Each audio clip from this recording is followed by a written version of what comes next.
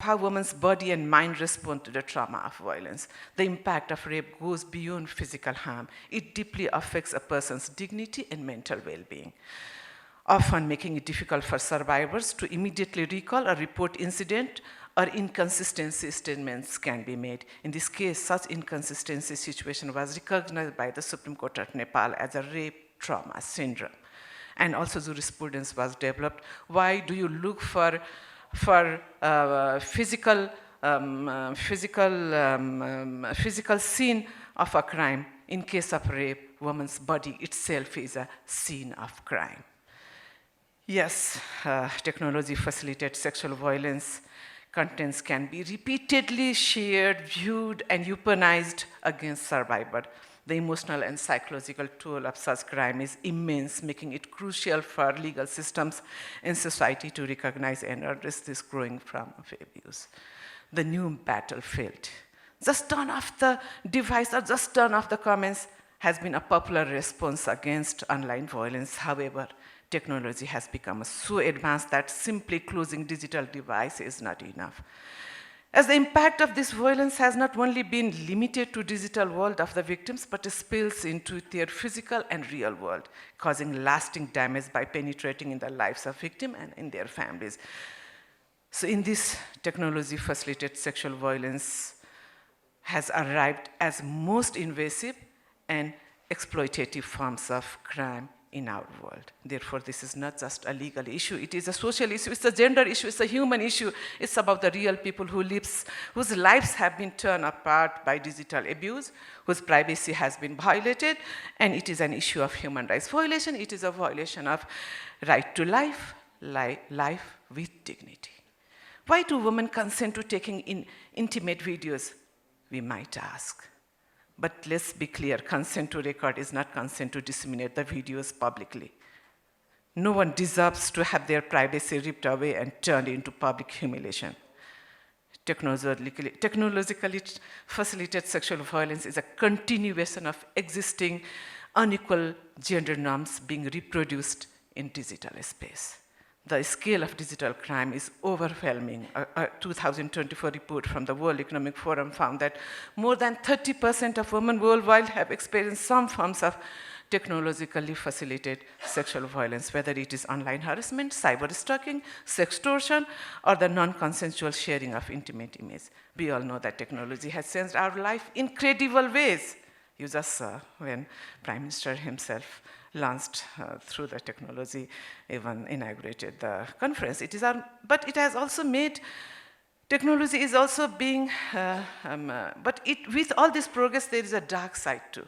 Technology is being used to harass, to exploit, or even to terrorize individuals. And the scary part, law is struggling to keep it up. Investigation, prosecution, and adjudication mechanism is struggling to ensure justice. This situation has been raising concern about accountability, fairness, human rights, and justice. The new age of injustice, a new challenge looms, one that we are only beginning to understand. Technology has created new ways for criminals to operate anonymously across borders at the scale we have never seen before. It is making law enforcement and prosecution more difficult, and we don't act now. If we don't act now, it is only going to get worse.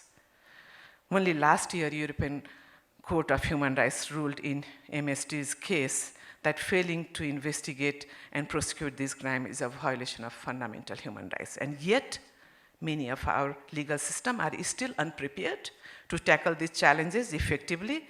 But I would like to congratulate Mr. Badal for taking leadership, holding this conference in Nepal, and to begin the conversation and bring commitments to deal with this new age challenge. Cybercrime in general is also exploding. Interpol's 2021 cybercrime strategy guidebook reported that 75% of cybercrimes are committed across the borders. Criminals are taking advantage of weak laws, inconsistent regulations, and poor enforcement. The UN reports a 40% increase in cyber stalking cases globally, often linked to domestic violence. Deepfake, AI-generated sexual exploitation, AI is making things even worse right now. 96% deepfake contents online is non-consensual pornography. There is no denying that cybersecurity vulnerability plays a huge role in technology facilitate sexual violence and abuse. Hackers and cyber criminals take advantage of weak security, phishing scams, and hacking techniques to gain access to victims' personal data. In fact, according to Interpol's Cybercrime Strategy Guidebook, over 80% digital sexual offenses are linked to data breaches, malware, and unauthorized system access. A good example is the 2017 US versus Hutchins case, where a security researcher faced legal consequences for creating malware that was later used in cyber exploitation. One of the biggest challenges making technologically facilitated sexual violence worse is the lack of accountability from online platforms. Many tech companies don't enforce strict moderation policies, allowing harmful, non-consensual content to spread freely. Nepal is not free from the threat of cybercrime. Internet platforms provide criminals with anonymity coupled with distance proximity. However, with limited policies and regulation and ever-increasing number of offenses carried out online, Nepal's legal institutions, including investigation, prosecution, and adjudication, face several challenges in dealing with cybercrimes. Nepal ranked right now 94 in Global Cybersecurity Index with a score of just 44.99%. The Electronic Transaction Act 2008 was written before issues like AI-generated deepfake, pornography, large-scale cyber stalking, and other digital crime became widespread.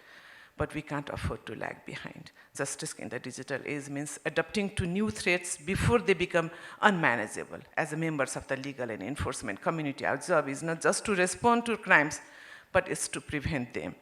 To fix this issue, we need a stronger legal framework, better international cooperation, that align with global cybersecurity standards, otherwise prosecuting these crimes will continue to be a struggle.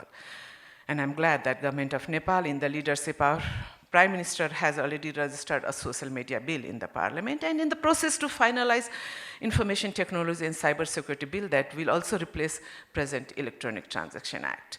Ability to tackle cybercrime is severely hindered by its limited digital forensic capabilities.